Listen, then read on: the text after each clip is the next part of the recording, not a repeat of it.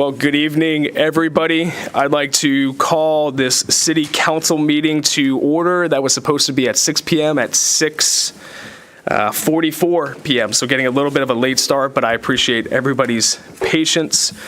We have full attendance for city council, and we're now going to do the invocation, and I have asked our very own Councilman Ed Perry to lead us in the invocation tonight.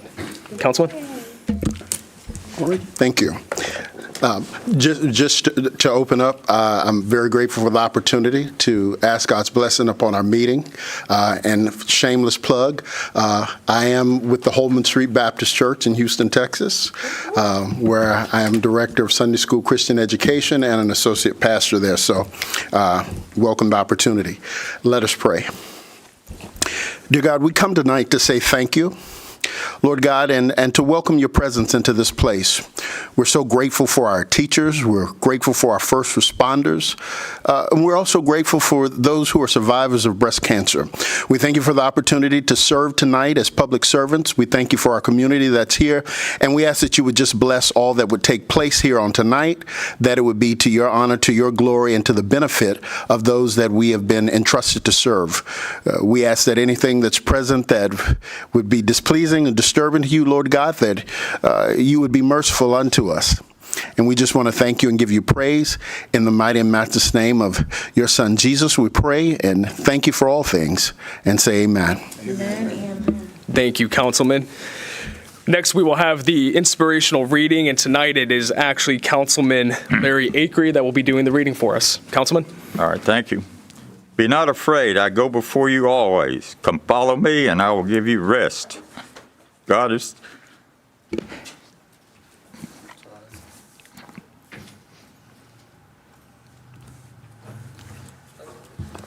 Read that right there.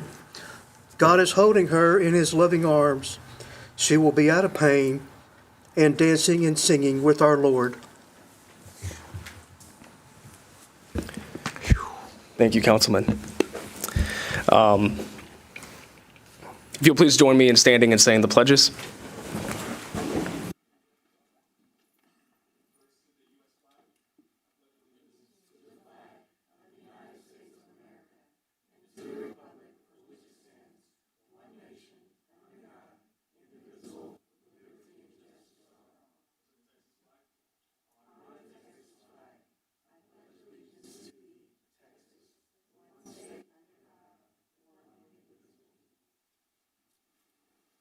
Thank you, everyone. All right, so next we have 3 presentations for some proclamations. So I'm going to come around to the front in order to do those because we have a few people in attendance tonight for those. So the first one that we have tonight is one that is actually near and dear to my heart. It is the Breast Cancer Awareness Month. And we have some of our officers here and some of our city employees that are here tonight that I'll allow Dan to speak to what they're wearing. But what I want to do is read off this proclamation, then we'll have them all come forward for a photo. My mom back in 2015 had a double mastectomy from breast cancer. My grandmother also had breast cancer. So it's very important that men and women get screenings for breast cancer. So the proclamation reads, whereas October 2023 is National Breast Cancer Awareness Month in the U.S., and whereas during National Breast Cancer Awareness Month, we honor all of those who lost their lives to breast cancer, and we recognize the courageous survivors who are still fighting it. For these individuals and for their loved ones who give their unwavering support during the most trying times, we recommit ourselves to the essential and necessary work of forging a future free from cancer in all its forms. And whereas breast cancer is the leading cause of cancer-related death in the United States for Black and Hispanic women, and the second leading cause of cancer-related death in the United States, following lung cancer for Asian and Pacific Islander women, African or American Indian and Alaska Native women, and white women. And whereas the chance of developing invasive breast cancer at some time in a woman's life is 1 in 8, and an additional 1 in every 100 breast cancer diagnoses are found in men. And whereas in 2003, breast cancer is expected to claim the lives of 43,170 women and 530 men in the U.S., And whereas in Texas, in 2023, an estimated 20,510 new cases of female and male breast cancer are expected, with 3,503 deaths. And whereas clinical breast exams performed by your healthcare providers and a breast self-examination should be practiced by women 20 years of age and older on a regular basis, and annual mammograms should be performed each year after 40 years of age and older. Now, therefore, I, Dan Davis, by the virtue of the authority vested in me as mayor of the city of Manvel, Texas, do hereby proclaim October 2023 to be Breast Cancer Awareness Month. And so, Dan, if you can highlight for a moment some of what we've done here throughout the city in honor of this month. Yeah, actually, I was going to let Chief talk about it just a little bit. Chief, our uniforms tonight look a little bit different than they normally do. I just love these surprise attacks. Yes, we this is something that the police department has not done yet. It's something new that we've started. There's a lot of agencies around the county and the communities that do actually, we call it the pink out. Where you pink, there's some agencies actually take their patrol units and one specific patrol unit and they turn it into all their markings, their graphics, they turn into a pink car, basically. It's one of the things that we want to do to honor those that have fought the fight with breast cancer. My family's actually had to fight that fight as well. My mother-in-law was part of that several years ago. It's just something that we wanted to do to show our support for all the survivors and the women that go through this horrible disease that I can't even imagine. So what we've done is we've gone with our uniforms, as you can see in the back. The officers are wearing pink patches, and we changed our shoulder patches to resemble or to reflect the pink or the breast cancer awareness.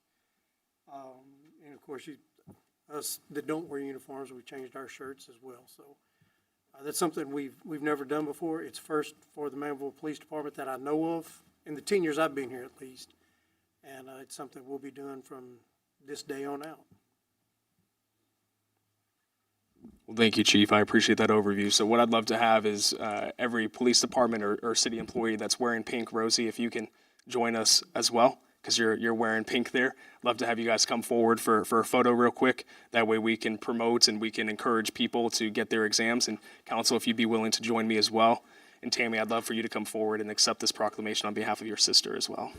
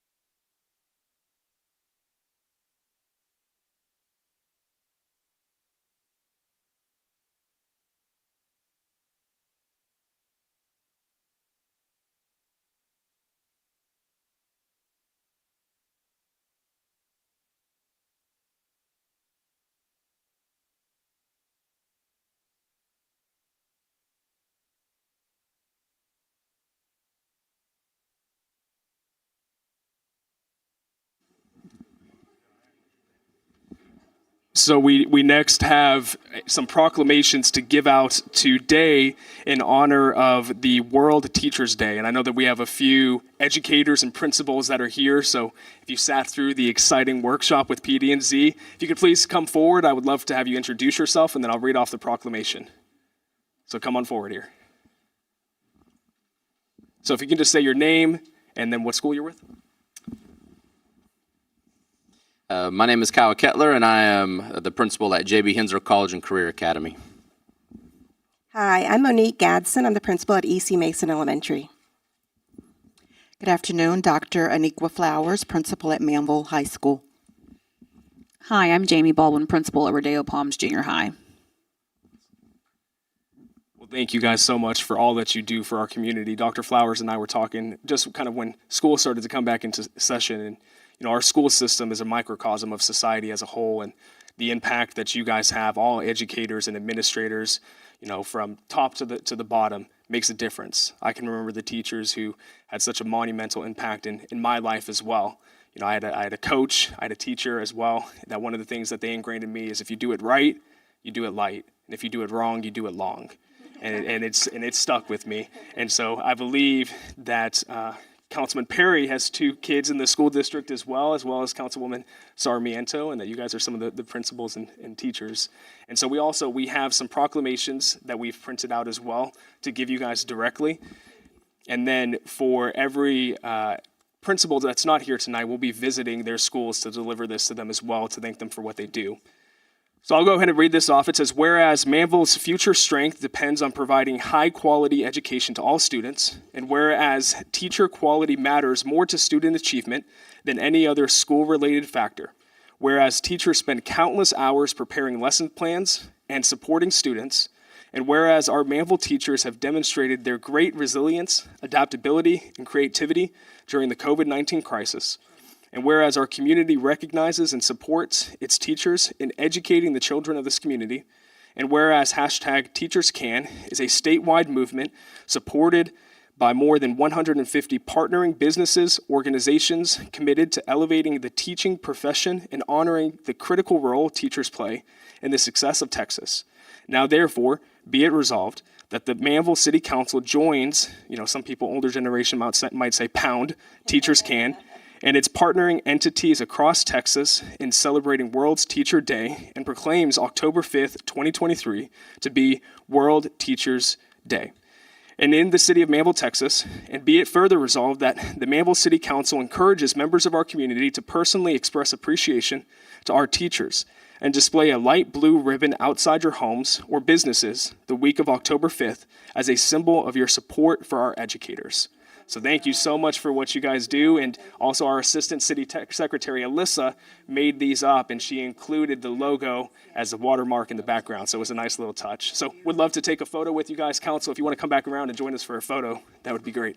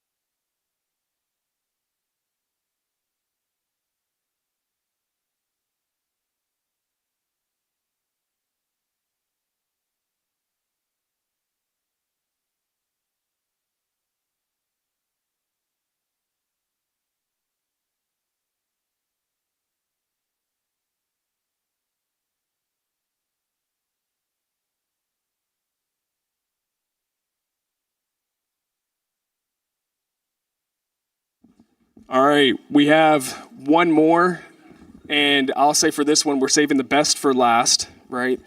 And this one is in honor of Fire Prevention Week. So I believe that we have people here from the ESD, we have our fire marshal, and also from our fire department. So if you guys would be willing to come forward, please, and then I'll read off this proclamation. Steve, you got to come forward as well. You say he's not in uniform.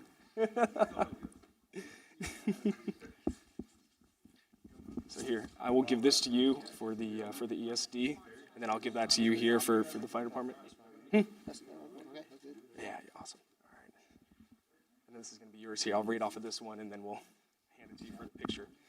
So I'll read off this proclamation and just want to say thank you guys for all that you do for serving our community. I know our fire department is not necessarily a function of the city of Manvel government, but you guys are Manvel. You take care of Manvel. You do so much for our community.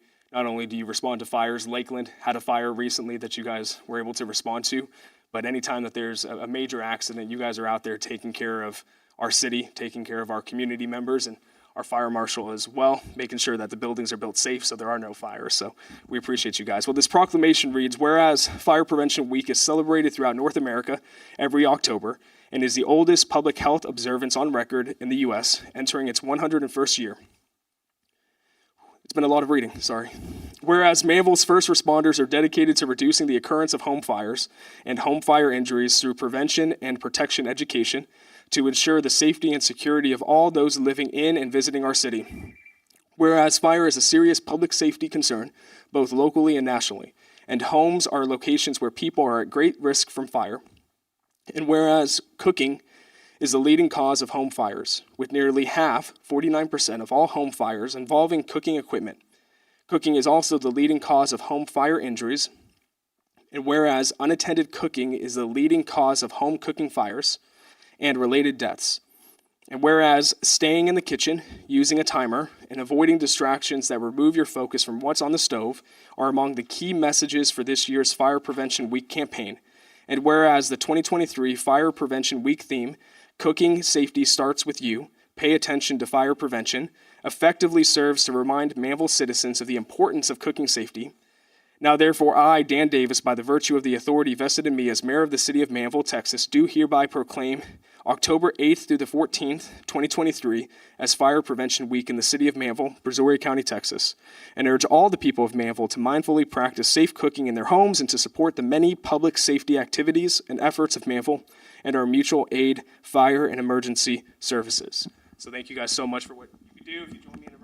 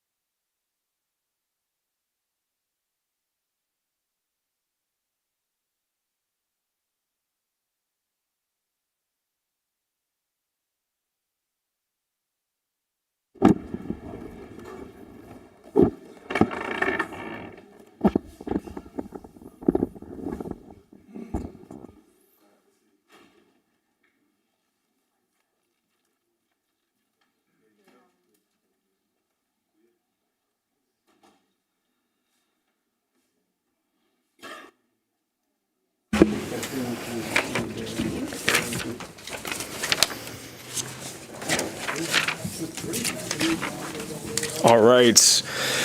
We had a public hearing that was posted, but that public hearing has been canceled. So now we will move on to public comments. We will call forward the people who are here in person first, and then we have some written that I'm going to ask some other council members to read for me.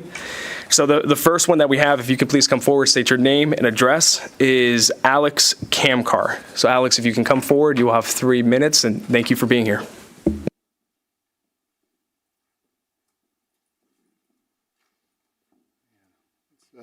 A little bit weird being on this side of the podium. So, distinguished mayor, council staff, Manvel's bravest and finest who are here, I want to introduce myself. I'm Alex Kamkar. I'm a councilman to your neighbor to the north. Got to hear some great comments about Pearland. All the bad ones are true and all the good ones are lightly embellished.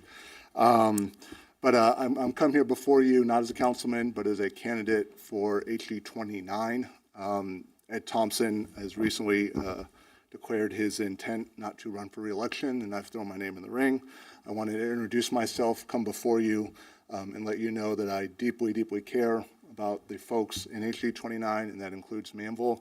I want to introduce myself a little bit. I am Alex Kamkar, my husband to Nikki Kamkar, father to 3 young boys, Maxwell, Mateo, and Nico. And I'm also a dog father 3 times over to Tuggleton, Mabel, and Sully.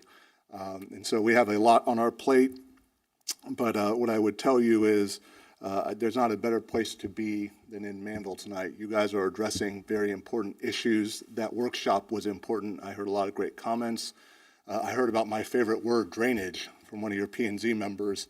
I know that that is a gigantic issue in the district. That's an issue in Manvel. That is an issue in Pearland. And one of those things that you will get with me is I am a doer. I'm very, very glad to tell you that in this last May election a few months ago, we passed the largest drainage bond in the history of Brazoria County, $106 million. That was 2 years of hard work, talking about an issue, addressing an issue, and that is something that's important. I see your logo here talking about a city on the rise. Well, a city on the rise cannot be without proper drainage, without infrastructure, roads, fire trucks, police cars, all issues that we deal with in Pearland, all issues that deal with in Brazoria County. And what I would tell you as a candidate for this seat, I want to partner and work for Manvel on those key issues. The reality is there are a lot of folks that are going to be in this race. You would like a workhorse, and that's something that we've done over and over and over. And I'd like to do that here, because the reality is if Manvel is strong, the county is strong, and I truly, truly believe that. So I've looked forward to visiting with you all at a different time, but would like to sit down, have coffee or lunch, and talk about the issues that are important to you. I want to listen. I also want to learn. The reality is every place is different, and we want to make sure that we address those needs, and we'll have a long campaign to talk about that. So thank you for your time. I look forward to visiting with you. I hope you guys have a great evening, and God bless Manvel. Thank you for being here, Alex. Next, I would like to call forward Chris Day. If you could just state your name, you don't have to state your address, as being a law enforcement officer, and then you have 3 minutes. Thank you, Chris. How y'all doing? My name's Chris Day. I'm the president of the Manvel Police Association. So, first I want to thank you on behalf of every employee of the city for approving the dependent coverage. Y'all might not know, but that is huge. That's huge for the lower wage employees. When you're having to pay $1,600 a month for your dependents coverage and you only make $1,800 a month, that's big. So I'd like to thank y'all for that. I know before this year, some of you haven't been part of a budget process. Some of you have. Okay, I've been through 6 while I've been here at Manvel. I just wanted to note that this year there were many firsts. The first time that council has been able to see exactly what department heads are asking for, not just going off of papers. Y'all got presentations.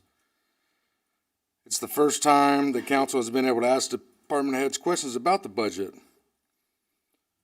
The first year that the public was able to see what the city needs were. This is the first year the council was not held hostage and forced to approve a budget due to time constraints. If you would ask me 6 months ago what I thought, if I thought the city was moving in the right direction, my answer would have been the city is a finely tuned sports car with a flat tire, and it's keeping us from moving in any direction. Well, that flat tire has been replaced. Thanks to Dan Johnson, we're moving forward at a good pace. Morale is up. Dan Johnson presented a budget not just to council, but to the entire city. He is open-minded and has the correct attitude. We all work for this city together. Dan Johnson likes to listen to what the Manvel Police Association has idea-wise. There's a lot of things that, the association could bring to the table that maybe administration doesn't think about. That's never been done before. Previous administration didn't want to hear what the association had to say. Over the last few months, we've made more progress than the last few years. We know tonight that you have a decision to make. The Manvel Police Association stands with Dan Johnson for the city manager. We know you will make the right decision and keep us moving forward. I thank you all for your time. Thank you, Chris, for being here. And I think you need to start a traveling show for a Quick Change Act. So that was pretty impressive. Next, we have Christy Simmons. Christy, if you can please come forward, state your name and address. You have 3 minutes, and I think we all probably know who Christy is. If you go here and vote in Manvel, you've seen Christy. Thank you for being here. Mayor Davis, good evening, and council members. I'm Christy Simmons. I've been a citizen of Manvel since about 23 years. So we had property out at the end of Dogwood, where it dead ends into Pollard. We had 10 acres out there, and it was undeveloped. We had a little deer lease on there. We were there for about, maybe almost 5 years, and we decided to change gears, and we are over on 7222 Mississippi Road now. So just like Mr. Day said, I do see progress, and I really am encouraged. Before the leadership, I could not get anyone to listen or hear. So the issue right now is we live on 7222 Mississippi. I call it River because it's road, because we do flood a lot. There's a lot of drainage issues over there. Dan has helped Mayor Davis has helped me with a lot of the stuff going on with the ditches and debris. I myself have went out there and cleaned up the debris, piled it up before Mr. Hall came in. I tried to work with City Works and try to get them to help. We have a lot of trash, a lot of debris. I've cleaned up more than my share. There seems to be more and more. I'm not sure what's going on with that. So the issue is whenever it rains, we have to babysit the ditch. And I don't even feel comfortable going out of town sometimes because of the water coming down from the neighborhood. We get mixed messages that it's a text dot, that it's not theirs. So I'm just looking for a point of contact, who to get in touch with whenever we do have issues. They have come out and with the water pump, because we have flooded inside the house twice. We're doing everything we can to even mow and weed eat the ditch for the city. Recently, so I just don't want y'all to forget us. Forget that we're over there. We're like on the very edges of Manvel. So, and I know there's a lot of development. There's a lot of stuff going on. So, and we're just doing our part, and we just want to make sure that y'all don't forget us and that we're there and extra pair of eyes. We did recently see that there's some things going on. Behind the auto place, there's really high weeds, and there's some things going on out there, some activity going on out there that shouldn't be.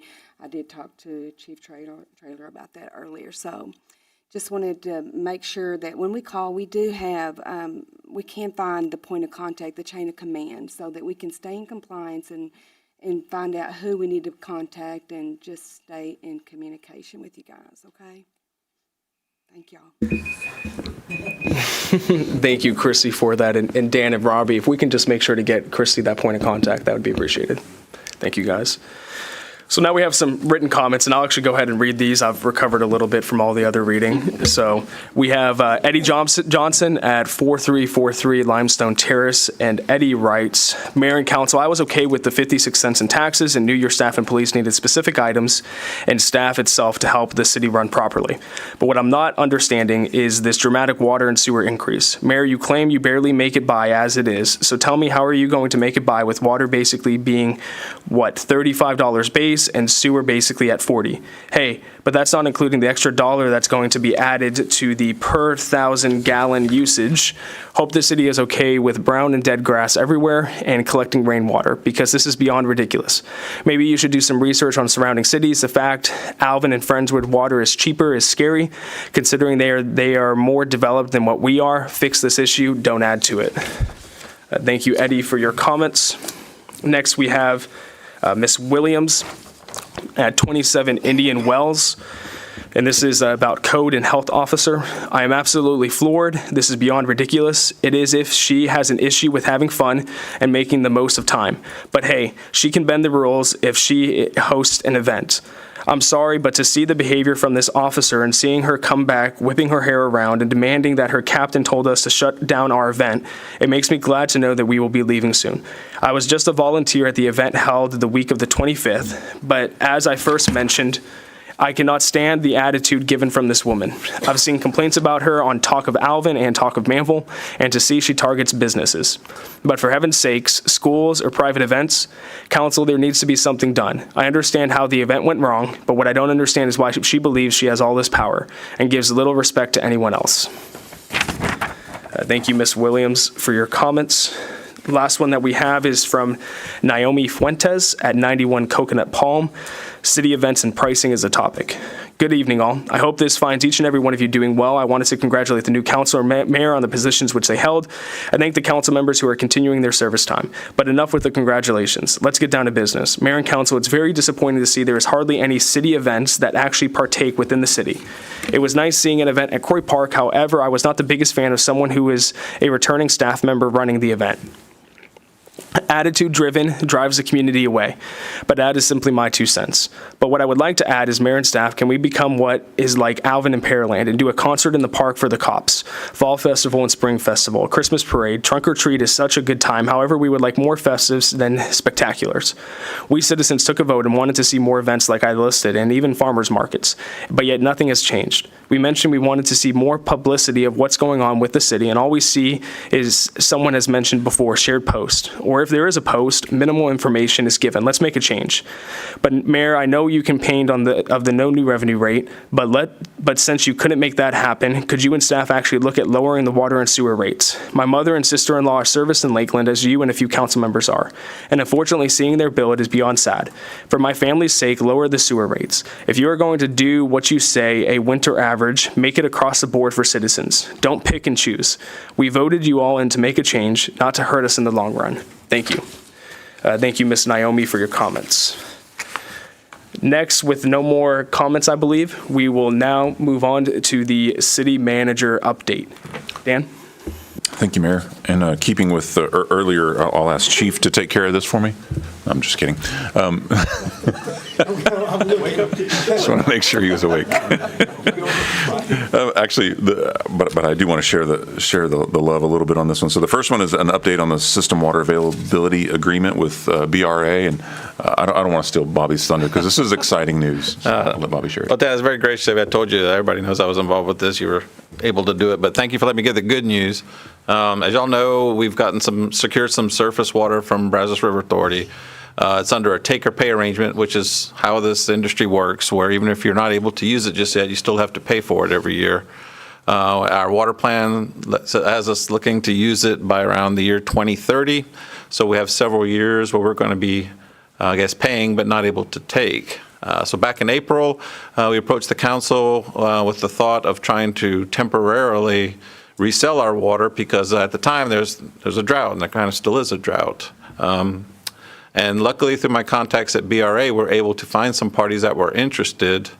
And to update you, just to let you know, we have secured 100% of our BRA water under resale contracts with 6 different entities, ranging from big ones, municipal utility district that supplies the city of Mineral Wells with all of their water, down to a cattle rancher where we asked them if they needed board approval. The guy said, well, me and my son here, we're here sitting on the tractor, we are the board, so we're helping a lot of different people. But to update you that there some of them had options, and the big one already has exercised their option.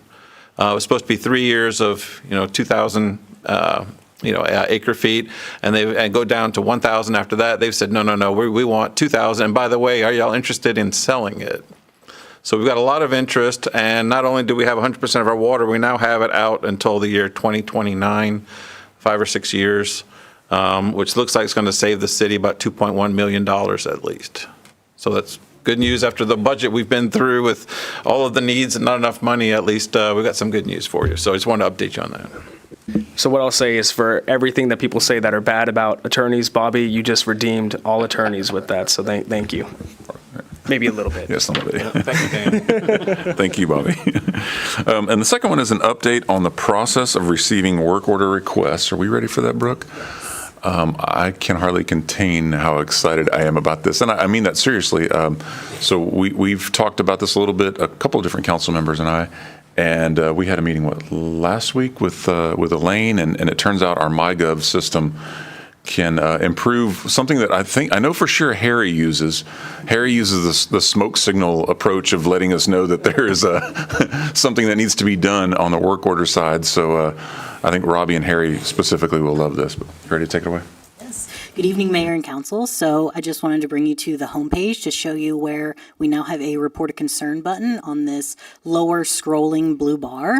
And when you click on it, it'll take you to our MyGov template for requests, which people can select a category from if they know if it's going to be, a work order for public works, if it's going to be an ordinance violation, anything of the sort. They can sort through the categories, or they can scroll through, find what they're looking for, and select one. I'm not going to fill up your entire time, but that will take you onto a page where you can then look at. This one is substandard structures. You can let us know where it is. You can click on it on the map if you're not exactly sure of the address. Give a description, add an image. You can choose to provide your contact information, which will then add this report under your email address, and you can follow up on it. If you would like to remain anonymous, you can also do that.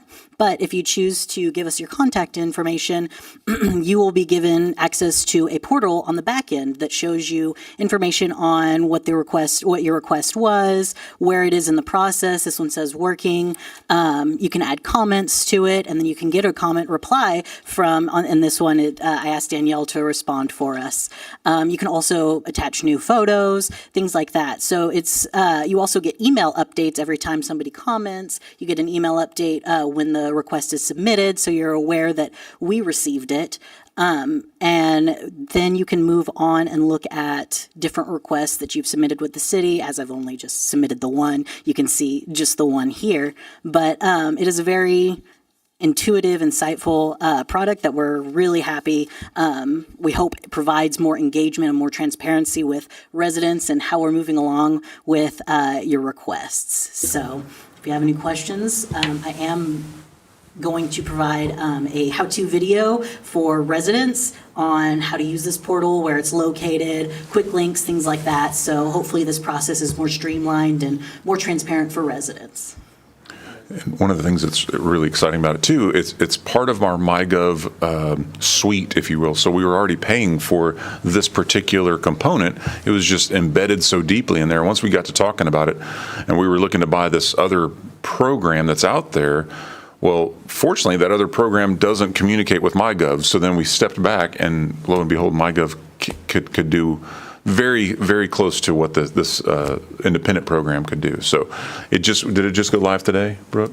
Yes, on the website? So we haven't had a chance to blow it up, so to speak, but I'm just excited because I'm sure Robbie is too, because usually whenever I sort of joked about the smoke signals, but whenever y'all's complaints come to me, then most of them go to Robbie. And so this will be a better method. And plus, like you mentioned, they can go in there and check on the status. Hey, did anybody get this? Did it just go into oblivion? So anyway, we'll be happy to report back to you on it and see how it's going. And two things, Dan, to add that's really good about this. One is it saved us $15,000. Right. And then two, that you can also do dashboard reporting off of this. So being able to have that better insight into the metrics, into how we're performing. Are we seeing a trend of requests in the given area? So I think I'm very excited about this, and great job to everyone. Absolutely. And let's see, the third one is a quick update on the burn ban. Joe, you ready for that one? Good evening, Mayor, members of council. Last week, I partnered with the county in regards to lifting the burn ban. Looking at the weather, we've got potential about 40% chance of rain tomorrow, Wednesday, and Friday. After that, we're going to be back to less than 5% for the next several days after that. So currently, we're back over 400 on our KBDI again, so I'm still watching it. Last year, we had a burn ban last summer. I was able to get it lifted, but about 4 weeks later, we went back into another burn ban. So I just want to be able to keep an eye on it because we're not getting the regular precipitation we normally get this time of year. So that's the update of where we're at on that. So if we have any other additional information, we'll bring it to you guys. Thank you. So somewhat related to that, we just finished our second annual fire hydrant audit. And so the city and I say second annual, biannual, I guess it is. So we've got a little over 550 fire hydrants that we are responsible for maintaining. And up until 2 years ago, quite frankly, those had never been audited. And when I say audited, tested to make sure that they actually work, testing the valves to make sure that those work. The first time through, there were several that were actually inoperable. So this time, I'm happy to report we only had 2 that were black bagged, as they call it. So if you spot those 2 out in the city that have a black trash bag, don't take it off. It's supposed to be there. We want to make sure that our firefighters know don't use that one till we get it fixed. So we should have those fixed here in short order. But anyway, very very good news on that. And they came in a little bit under budget this year too. So that was exciting. Just 2 more. The next one is the elevated storage tank. So the water tower that's. I know we've talked about that one for years. We have a project, we have funding set aside, we have a design, we have a location, and I believe we are working on the contract documents to go out for advertising very, very soon on that elevated storage tank. It's a 1 million gallon water tower that will go up there on not too far from where we were discussing earlier. It's just a little bit north of the Toyota dealership. So that's a very exciting project. And then the last one, just a reminder about National Night Out is tomorrow night. We don't have anything city sponsored per se this year, but it's a good target for us to be starting to prepare for something for next year, and we heard that in citizens' comments too. So that's all I have for you tonight, Mayor.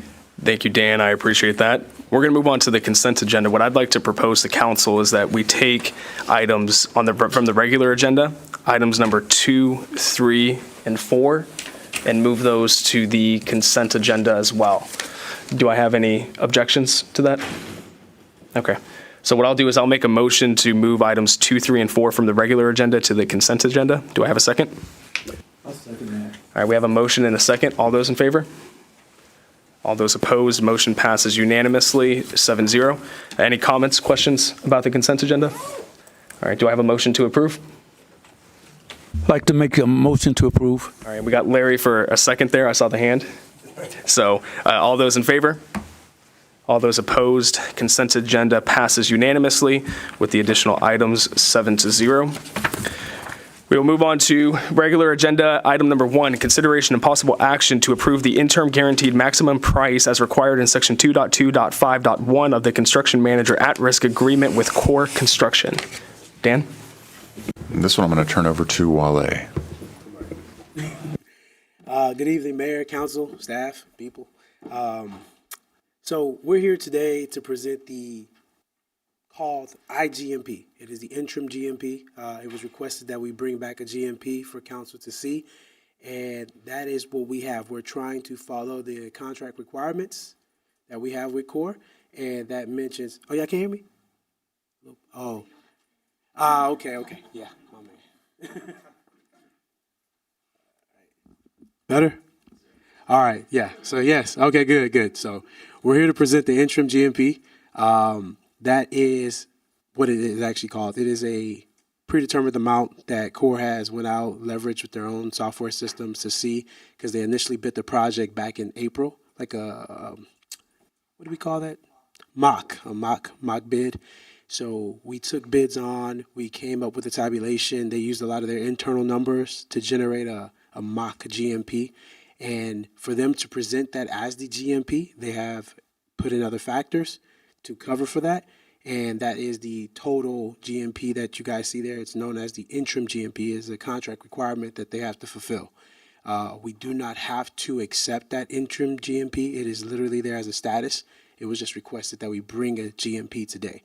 It will not affect the start date of the project, and Core has requested that we look at giving them another month, 2 weeks to a month. I think that's what you said. 2 weeks to a month to actually get true bids, because they're currently bidding out the project now again, because they recently received 100% plans. So they're currently bidding out the project now. They will be able to put together a true GMP with actual vendors tied to each trade, and they can present that to council and remove that buffer that they currently have in the interim GMP.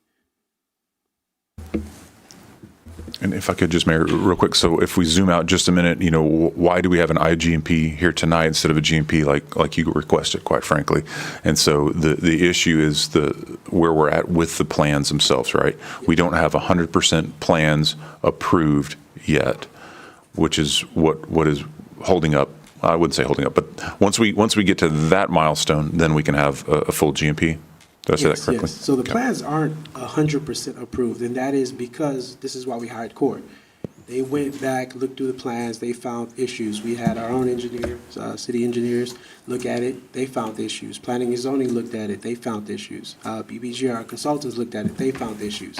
This is the process we put in place to make sure we actually get a delivered project. And by taking those steps, yes, they do result in time lost, but in the long run, this is how you deviate from a change order.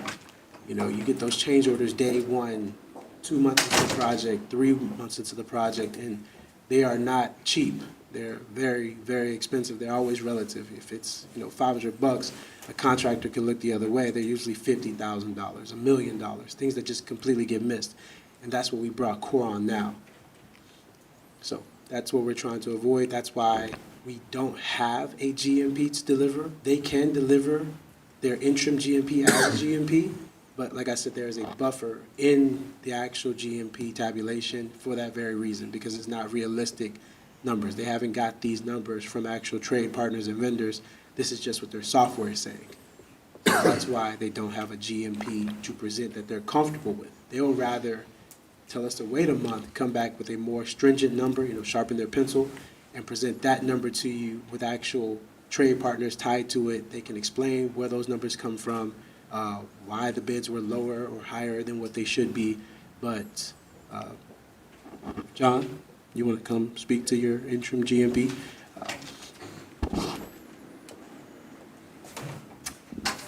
Howdy, everybody. We don't have the presentation. I don't think we need the presentation. Anyway.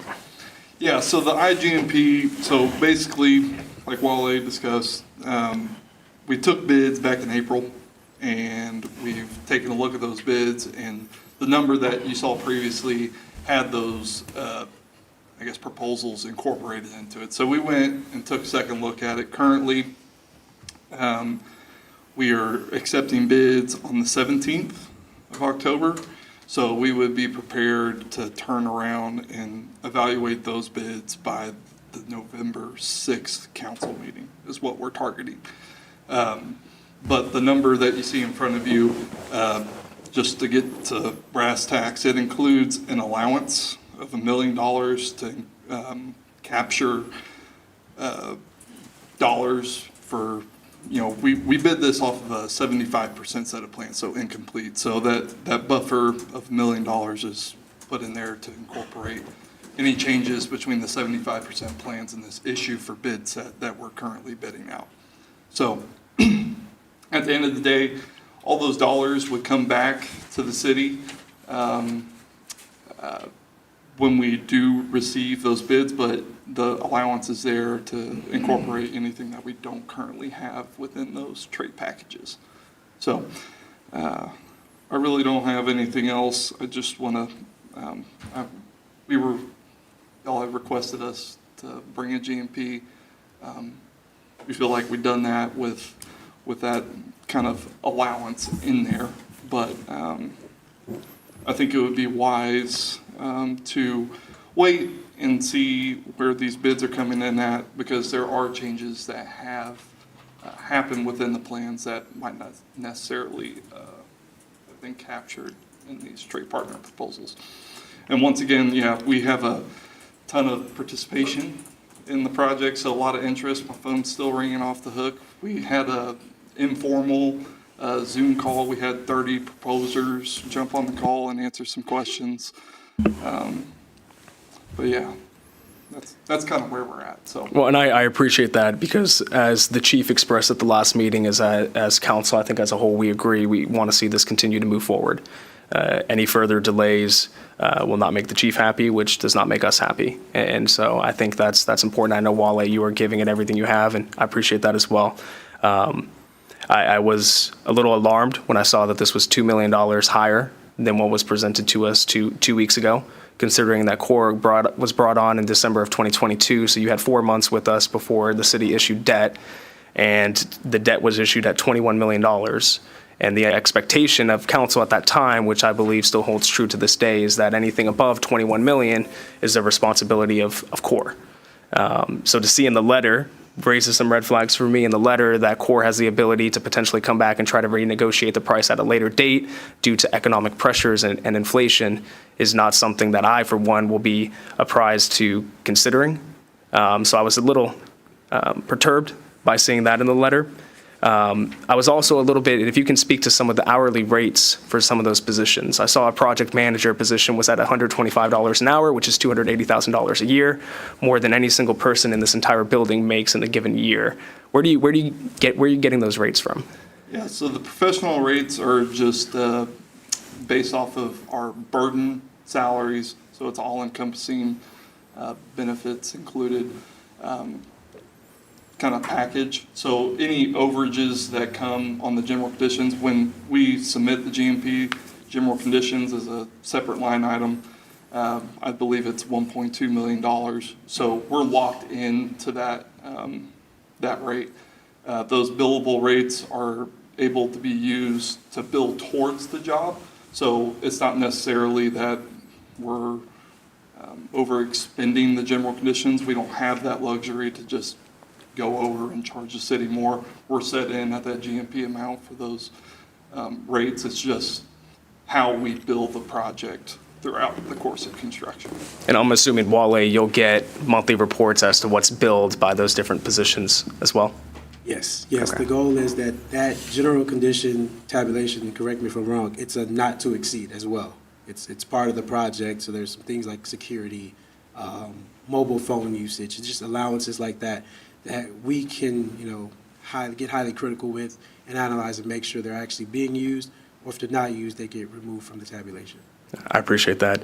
And for me, I want us to try to get as close to that 21 million as possible, because I know we want to also get the chief and the PD their equipment, their furnishings, and we got to find that money from somewhere. So to see that buffer, hopefully that buffer comes down, because to see that chews into the chief's equipment funds as well. So I appreciate you being here tonight. That's all that I have.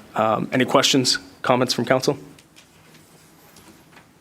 Dan, Bobby, do we have to take action on this tonight, since it was more so of a courtesy, or can we just take no action? I think not at this point, Wale, unless there's something in the contract that requires an interim to be voted on. I thought it would be more on the actual final. Yeah, so the actual vote needs to be on the final GMP. If you guys wanted by some odd reason to accept this tonight, you could, but you don't have to. The main thing is, I would like, now that council has seen, the tabulation and breakout, you mentioned focus on the general conditions. If there were any kind of feedback that you want to direct staff to focus on as we move forward with CORE to try to tie in this GMP. I know you said 21 million being the ceiling. We'll try. But of course, is there any other direction you would like us to focus on while we go with CORE towards this GMP? I think what I'll say to that is, council has been removed from the process to a certain extent. So going back, as long as the chief's happy, we're happy. So this was debt that was issued without the voters' approval. So we need to be as wise and as fiscally smart with it as humanly possible. But we also want to make sure to provide our police department what they need. So, sharpen the pencils, bring down that dollar amount, be as transparent and thorough as possible with us and the chief. And let's get something before us on the 6th. Yes, sir. Council good with that? Okay, so we'll take no action on it tonight, but I appreciate the update. Thank you for being here and sitting through everything that you did. I appreciate that. There's a lot happening. Thank you, guys. Yeah, thank you, Wale. Appreciate it. We'll now move on to agenda item number 5. As items 2 through 4 will move to the consent agenda. Consideration and possible action to approve the first of 2 readings of ordinance 2023-0-37. Thank you, Mayor. And this is an ordinance that I shared with council late last week. And so it's an existing ordinance, but it hasn't been existing for many years. So for many years, the city didn't allow food trucks at all. And then, I believe it was 2018, the door was opened. And so we haven't had the opportunity to tweak this ordinance very much just yet. But we have had a lot of feedback from staff, from the food truck vendors, from the restaurants, from council, from staff as well. So trying to thread the needle to find what everyone can live with. I can go through we can go through the entire ordinance, and what I'd like to do is maybe pause on a couple of hot button topics that we can perhaps talk about. Does that be okay, Mayor? So it's a long ordinance. It's 10 pages. A couple of definitions that we added. I haven't heard any issues with those. One definition specifically that we added is the definition of a restaurant. This is the same one that you just approved in the grease trap, that food handlers ordinance that we just did not too long ago. So we're just trying to keep consistency there. So it's the same definition. There was a lot of acronyms. So just trying to, again, be consistent. A mobile food unit is what food trucks are called. So any place where it made sense, then we were just updated that abbreviation to MFU, mobile food unit. There's one issue came up late this afternoon on page 3. Temporary food establishment means a food establishment that operates for a period of no more than 10 consecutive days in conjunction with a single event or celebration. So that was a statement that actually Councilwoman Nicole Tyson had asked to have that removed. We were proposing to go ahead and move forward with that, but our code enforcement officer sent us an email on that late today. So I'm not sure where we landed on that one yet, Chief, if we know on that for sure. It sounded like it might be a definition in the TIFR.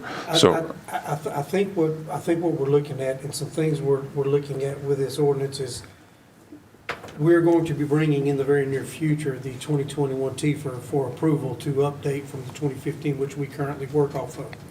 2021 is totally different. It has a whole lot of different regulations, a whole lot of different definitions. This ordinance was written based off the 2015 TIFR. So what Danielle brought up to us is the fact that we're fixing to take an ordinance for approval that does not meet the 2021 TIFR code. So probably the best option is to look at what we have here, and then we go back and look at the 2021 and bring it all back as a package to where we approve the 2021 TIFR code, and we also approve this. It's like putting the cart before the horse. We need to get the 21 TIFR code approved, utilized, and then we can go back and look at the rest of our ordinances and update our ordinances that reflect that same language. Unfortunately, I was out all day today, and I was getting this by email. I haven't been able to consult with the Captain McLean or Danielle about it to find out what's going on and what was happening with it. So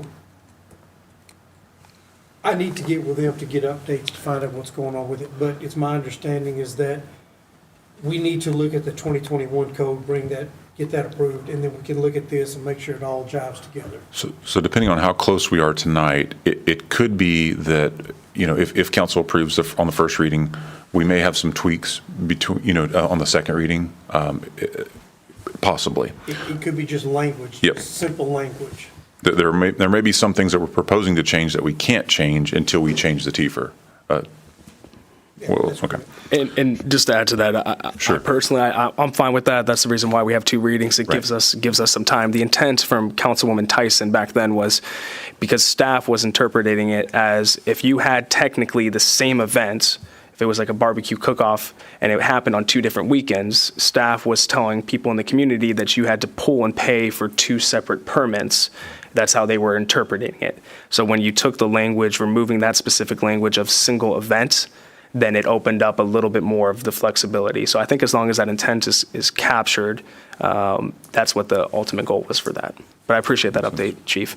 And if we can make sure to have our health officer at the next meeting for an item that's directly underneath her purview, it would be good to have her here for that as well. Thank you, sir. We can do that. A little bit further down in 314, so we've added some components specifically for church-related functions on church property, and then number 5 is Alvin ISD-related functions on Alvin ISD property. And we don't typically like to spell out a specific organization, but if we just say school-related, functions on school-related property. Well, if you run a homeschool, then, someone could make that argument, or if it's a Montessori school or those kind of things. So the intent there was, fortunately, we only have one school district in the city, so it was more Alvin ISD oriented, so that's why that verbiage is in there.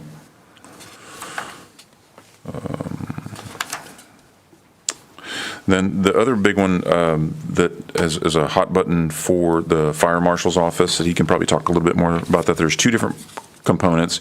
David's familiar with this one.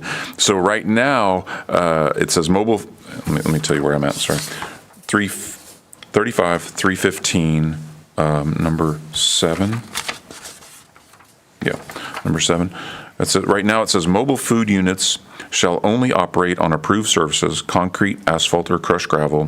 Food vendors may not operate on grass. That's what it says right now. So we had some proposed verbiage that would say mobile food units shall not operate on grass during a city or county burn ban. And you want to talk a little bit about that, Joe? Your concerns on that one? Good evening again, Mayor and Council. So we have been discussing this particular one. I reached out to some of my counterparts in the area and some of the other fire chiefs in the area, and we've had some conversations about this. So one of our biggest concerns is not necessarily just the operation on the grass per se, but it's the ability for the food truck to be able to access that area, to be able to get into it, or to be able to leave that area. In addition to that is if we need fire apparatus, can they be able to get into that area as well to be able to do any type of operations that might need to be done if that's where the food truck is operating and that's where they're having the incident. So we kind of looked at this, and as long as we can have the ability to look at it and determine if fire apparatus can get out there, then we definitely know a food truck can get out there as well. So once again, as the interim city manager stated, we've tried working through this, listening to all sides and trying to figure out where there are areas that meet the intent of the code and where there are other areas that we don't have that discretion, where the code doesn't allow that. So this is one of the areas where we can look at this and try to make it work so that we can provide the access for emergency vehicles and for the ability for those food trucks to be able to get into those areas and get out of those areas. So a good example, so right now, a food truck could not come onto your acreage property and park on the grass right now. It would be against the ordinance. Assuming that that's not the intent, which I guess that's question number one, is that still council's intent? I don't think it is, only because I know of one that has food trucks that he would like to have come out on his property. And if you're used to having, gooseneck trailers and everything else, maybe it's still grass, but it's compacted and there's no concern with parking in that particular area. So are we still trying to solve something that is an actual problem, I guess is my question. I think we are trying to solve a problem, but I want to get confirmation from council. In my particular circumstance, I'm talking, 20 foot off the road. Just getting them off, because my road is a 20-foot wide road to begin with. Right. You can't park a food truck there and have access around it. It's got to get off the road. So that's in our yard, which it's a large yard, but still we're 20 foot off the road. It's not way back in the middle of the woods. So I don't know, maybe a verbiage of within 50 feet of the access road, or I don't know, but I think just saying it cannot be on the grass or during a burn ban even is, I understand that maybe a fire hazard or whatever during a burn ban, but if the grass is, as green can be underneath it, and that's a really hard stop, yes or no, on the burn ban thing. I just think maybe a little bit more discussion could be had on that, a little bit of leeway. Thank you, Councilman, for those comments. I would agree. I think my desire would be to see that there be an allowance to park on grass. I think that provides the flexibility. I think it can be done safely as well. For example, if Old Bucks wanted to have an additional food truck come out for an event that they're doing, I mean, they have gravel, but there might be, just to keep parking there, you have to park it off of the gravel. Well, right now that wouldn't be allowed, and ultimately the food truck wouldn't be approved because that would take up their parking spaces, and you can't do that. So I think the intent, understanding that we want to still keep Manvel rural, that's a desire of ours to keep that feel. Having the allowance for grass is a desire of mine. And I guess the other extreme example or option is we, just remove number 7 and just stay silent on it, So anyway, to be continued on that one, and there's another component that refers to the same thing. While I'm there, go up just a little bit, number 3.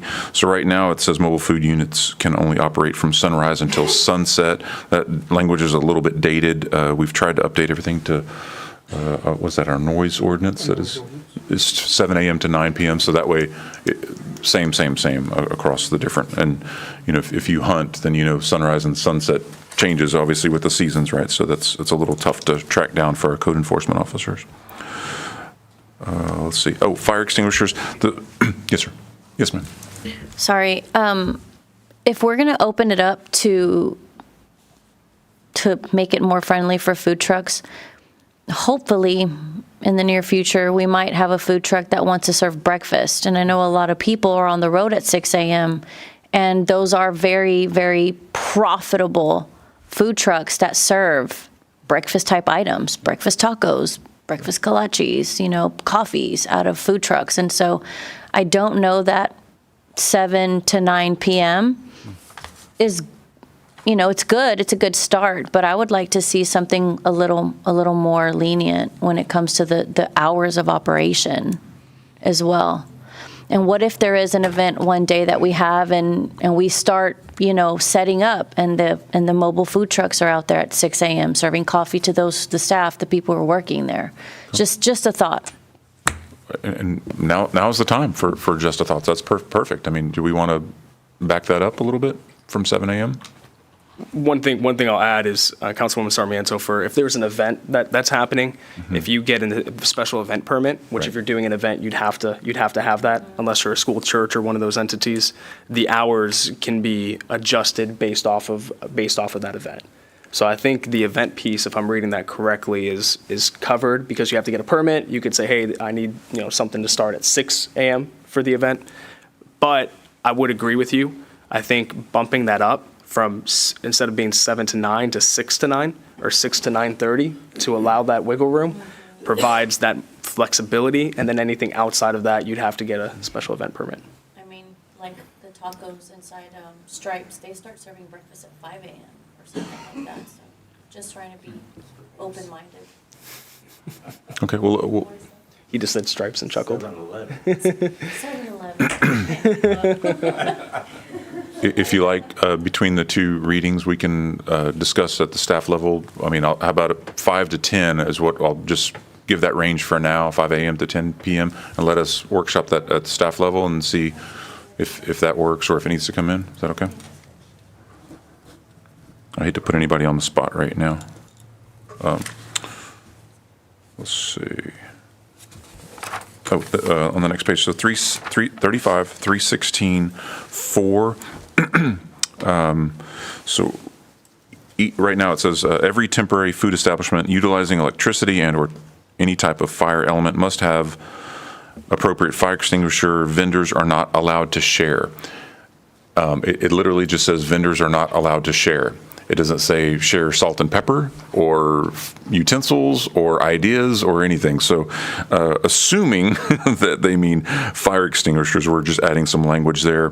What we don't want to do is Joe is telling me that at some events he's literally seen them where, the first vendor has the fire extinguisher and he does his inspection and then, what'd you call it? They pass them behind the, what'd you call that? They do it pass the baton is what we call it. Pass the baton, so yeah. While we're at tent number 2 or at food truck number 2, number 1 is bringing it to number 3. So it's a back and forth. So it's just basically moving it down the line so that they see everything. So Yeah. So clearly that's not the intent, right? We want to make sure that everybody has their own fire extinguisher. Joe's even talked about on some of these events, if things just, whatever happens, we're trying to see if we could have a couple of extra hydrants sort of on hand. We're trying to sweet talk Rosie to see if we can find a spot in the budget to have those. Worst case scenario, hey, they're ready to go. They're ready to start their business for this event, but they don't have a fire extinguisher. You'd hate for something like that for them not to get to do it. So maybe perhaps they could, we could loan it to them for the event. If they end up having to discharge it or whatever, then, they'll pay for it or whatever. Yes, ma'am. Did I say hydrant? I'm sorry, extinguisher. I apologize. Thank you, Larry. So in this language, does it, and forgive me because I don't have an expertise in fire marshalness, whatever y'all call it.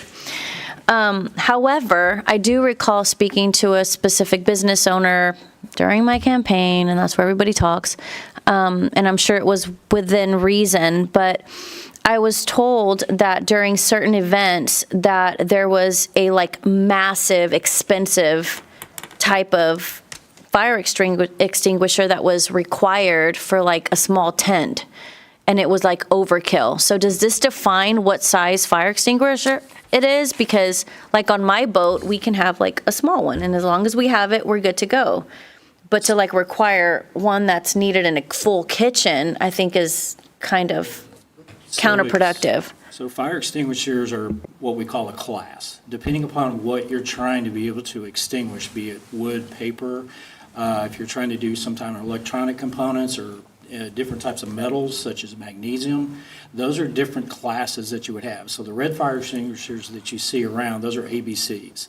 The particular one you're talking about is what we call a Class K, which is specifically designed for kitchen fires. So kitchen fires create their own inherent ability to try to extinguish those types of fires. So an ABC extinguisher has a very hard time even trying to get part of that fire out. So these Class Ks actually basically smother the fire. Think of it just putting a blanket over it.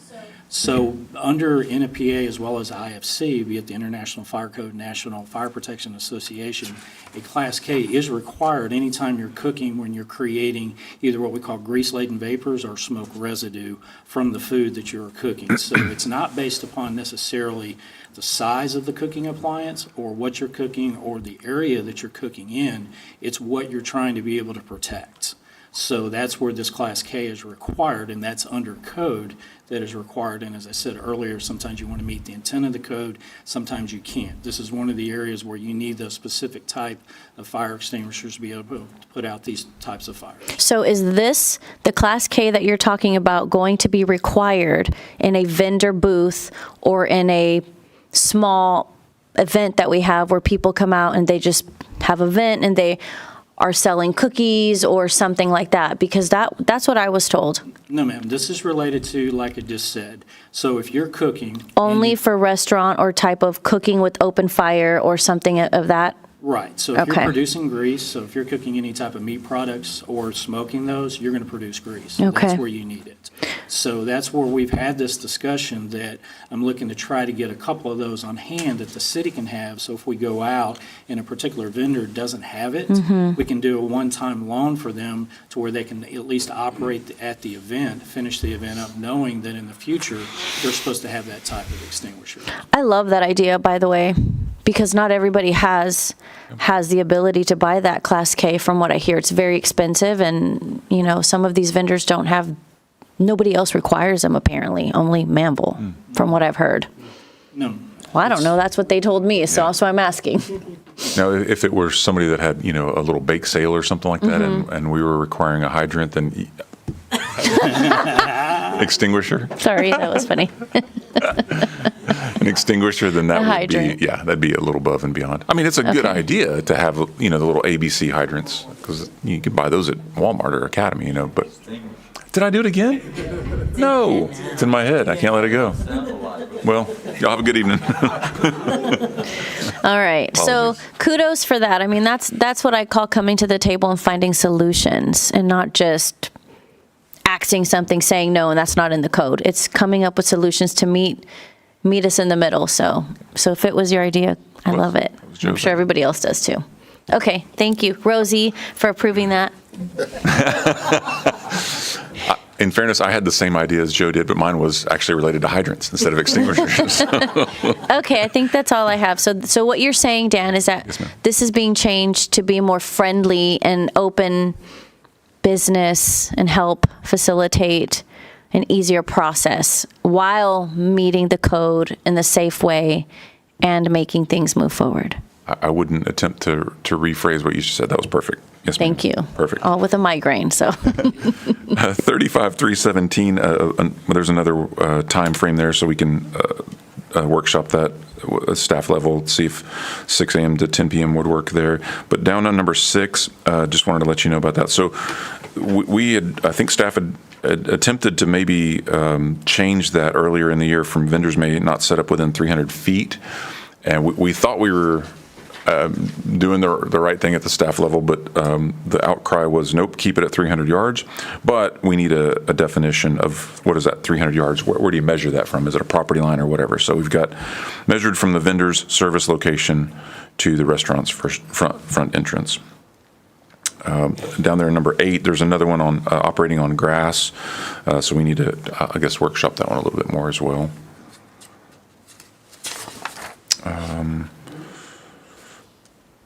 And then, so probably the last two big ones, I think 35-318, this one.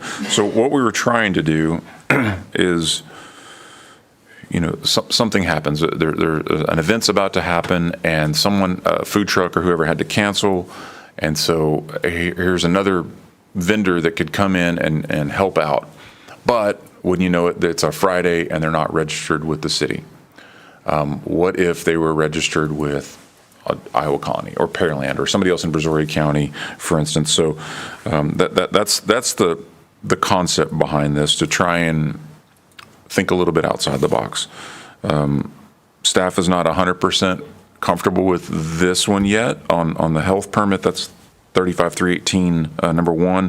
What it says right now, or what we're proposing, is mobile food units and temporary food establishment vendors must obtain a permit from the city or provide proof of current health inspection from another recognized health department within the county. If another health inspection is provided as proof of compliance, the health department who is recognized as completing this inspection must follow the same guidelines and codes as established by the state and adopted by the city. If the operator of the mobile food unit does not provide proof of a current health inspection, then the city would issue a permit only after inspection. So, in other words, if another entity that we work with, a sister city, for lack of a better term, if they have the same codes and regulations that we do, at least this would open it up. It doesn't say that they have to, but at least that would give us a little bit of, we had one a couple of weeks ago where Chief and I were talking on the phone on a Friday afternoon, and we were trying to get somebody squared away, and the only person that we had on staff had gone home, and they were out of town for the weekend. So we were in a bind, and there was nothing that we could do, so. This wasn't intended to be the norm, but at least it's allows some flexibility. And I'll put a pin in that for a second. Go to a similar thing for number 4. So 35-318, number 4, for the fire marshal's inspections as well. That one's worded just a little bit differently. It's a letter C, but it's the same intent there. A current valid inspection from a recognized fire marshal's office within Brazoria County may be considered on a case-by-case basis by the City of Manvel Fire Marshals. So kind of the same idea. So maybe open that one up for discussion, Mayor? Yeah, I think that's, and I want to take a step back for a moment and just applaud Dan, you, and the team's approach with this, because this is exactly what we're trying to accomplish. This is collaboration at its finest. For the community to know, whenever this was discussed previously, it ultimately was killed because staff at the time, for whatever reason, this isn't pointing blame, they did not reach out to the business community. And there were some items that were contained within the ordinance that upset the business community. So it was put on hold, and it was determined that the new council would pick this back up. And Dan actually took the initiative and said, it's time, let's pick it back up, it's needed. And so the team put their heads together, reached out to permitted food trucks in the city, reached out to business owners, reached out to local leaders, and said, give us your thoughts on this. And so this is the product of collaboration across the board. And this is exactly what we're trying to do. We're not trying to do any gotchas. We want to keep the community safe, but we also want to be practical and reasonable with the approach. I talked with food truck operators. I talked with other fire marshals. I talked with other departments. And Dan, the 2 items that you just highlighted, across the board, people love it. People love the approach. Food truck operators, it provides that flexibility, but it makes sense, because they feel like if they have to get one at Brazoria County, then they have to get one at Pearland, they have to get one at Alvin, they have to get one at Iowa Colony, they have to get one at Manvel. It's just a way for the cities to try to collect revenue. But fire marshal offices like it, and health departments like it, because it saves them time if you have some of those same standards that are set. So instead of taking Joe or whoever and taking the time to have to do these in-depth inspections, it provides that flexibility. The only thing that I would like to see, to give my opinion on it, would be from the health department and from the fire marshal's office is a list of those recognized departments that can change over time. It doesn't have to be built into the ordinance, but posted on the city's website. So that way, if I'm a food truck operator and I want to come and it's a short notice coming into the city, instead of having to scramble to try to find who I need to talk to on a Friday afternoon when people have gone home, and I get a call, and then I'm calling Dan, and then Dan's calling Chief, and Chief's calling Joe, and we're scrambling. Here's the list of who we would accept. And then as times change, that list could grow, that list could shrink, but having that list is a way for us to be proactive, to save the staff time, and it's also a transparency, and it protects somebody like Joe from claims of discrimination being made because, Joe said on this case-by-case basis, he didn't approve this one because he didn't like the way that person looked. There's a layer of protection from any accusations being levied. And so between now and the second reading, if we can see what those lists would be, I think that I like the approach, and I would be good with that. So that's what I have to say, at least. And I should mention too that so in the folks that Chief and Joe and I have visited with, we haven't found another city or entity that is doing this. So they're sort of intrigued. First knee-jerk reaction is skeptical. Wait a minute, what does that mean? What does that look like? You want to be on the leading edge, not the bleeding edge. But so we may be treading into uncertain waters here. No one else has done it yet. So that doesn't mean it's wrong. It's just no one else has thought of it that we've come across, right, Chief? First one through the door always gets a bloody nose. What he said. It's one of those things. It's we can either sit back and do the same old thing, or we can move forward and try to be more proactive. And I think this is the direction we should go with. Appreciate that. Thank you, Chief. Any comments or questions from council regarding these two items? Yes, sir. I'm sorry, I don't have the actual number, but there was a couple that, we discussed. The main one that comes to mind was the one about bathroom facilities. So it was a requirement if a food truck was out longer than 3 hours or something other. And I thought that was a little vague. What does that mean? Bathroom facilities. They got to bring their own porta potty or. Bucket out back? Yeah, I mean, the nearest Sonic or, what does that mean as far as bathroom facilities? I would have to double check, but I think that falls under the TIFRA code. Anytime you have a food establishment, you have to have sanitary conditions, which is your waste disposal, which includes human waste and food waste. So I would have to double check on that to be sure, but I think that falls under the TIFRA code as regulations for food establishments or temporary food establishments. And to I'd be really qualify it. surprised if any food truck has a toilet in it. Sure. But that'd be interesting to find out. Sure. We'll look I into can find that out for you. We can have that for you. Thank you. And just to qualify, that wasn't something that we were wanting to change this time. It's something that's existing in there, which. Right. Absolutely. Yes, sir. Yes, sir. So I got one question, and it's kind of from what you were talking about, the food truck in the 6, 7 in the morning. Where are they going to park? On the grass. Where?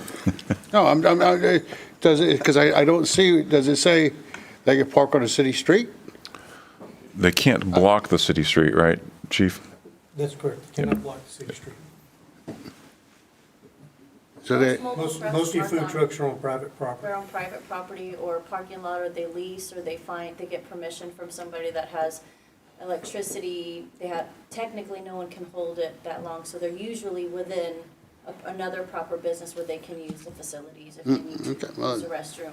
And Councilman, this ordinance is very closely tied to the events ordinance as well. So you wouldn't see food trucks pop up in front of every gas station. But her question was, what food trucks if they're selling breakfast tacos in the morning? Where would you like them to be? So, okay, but that means they're going to park somewhere to sell their breakfast tacos. Yep. The question is where, right? And they can pull up on Pollard over there and goes up a moving lane of traffic? what you would see it most likely is, for example, let's say Cameron's Recycling. They wanted to bring out a coffee food truck or a breakfast taco food truck for their guys that roll up there. They have it set out on their private property and their parking lot off to the side to utilize. But there's very tight restrictions on you. This is also for mobile food trucks, not stationary food trucks. So you can't park in a public street. You can't set out overnight. It's meant to be and designed to be on a temporary basis. Right, so the construction guys are out. They don't get a food truck to come by the construction site. Unless it's on private property. Right, which most of those are, right? Because it's a development that's under construction. It's a construction site, right? Subdivision, say Right. Valencia. They could bring one out as Valencia and park it on their private property. So if they, So the guys Well, don't. hold on, Chief. So, Chief, you're not allowed to drive out during lunchtime and morning times, right? No, that's not what the intent of the ordinance is. The intent is for events. It follows the events part of it. Event-based, this is Correct. not the mobile food truck that wasn't 11 o'clock, they're going to set up camp somewhere. so- No, this is specifically off events and permitted events through the events ordinance. So with that being said, you triggered a thought in my brain, because we've all seen the breakfast taco trucks that drive around the construction sites to sell, but they're not permanent, they're not staying there, they're just like an ice cream truck. And I would love if somebody did that and came through Lakeland and sold tacos at 6:45 p.m., don't have to cook. Would love that.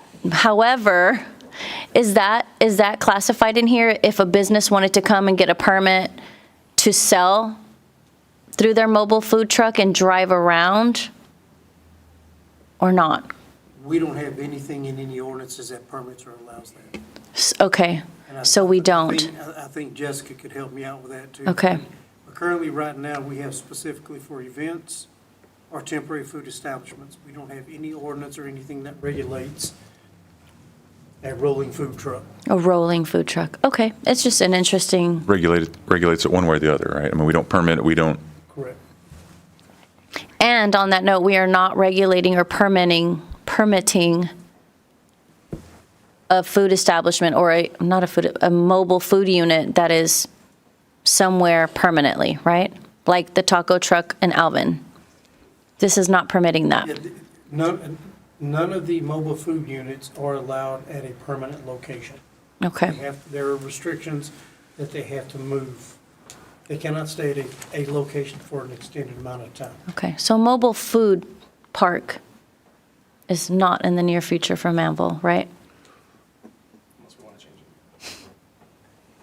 Okay. Just another Thank you. ordinance amendment. Just another ordinance, just another one while we're at it. Okay, thank you guys so much. And ladies and guys, sorry. thank you, Councilwoman. It's late, guys. What I'll say for that is if those are items that are of interest for council to consider in the future, we'll make sure to keep focused on the changes that have been proposed tonight, but certainly worthy of consideration if we want to see things start to be opened up in that manner. So we'll put that in the parking lot, no pun intended, and we'll revisit it at a later time. I think we're caught up, Mayor. That's all of the major changes, I guess. So if there's any other, conversation or any other direction that you'd like to give staff, we'd be happy to. Either way, we're coming back, once we dig into that TFR a little bit, like Chief was talking about. Any other comments or questions from council? No. My big thing, Dan, was I like the proposed changes. I like the flexibility and looking to revisit and maybe bring some additional tweaks. To me, the biggest thing was those two lists. If we can get those two lists and have those included, not as ingrained into the ordinance itself, because we don't want to lock that down, but understanding what we would allow that's tied to those changes is a desire of mine. Okay. Sure. All right. So do I have a motion to approve the ordinance? Motion. Okay, I'll second that motion.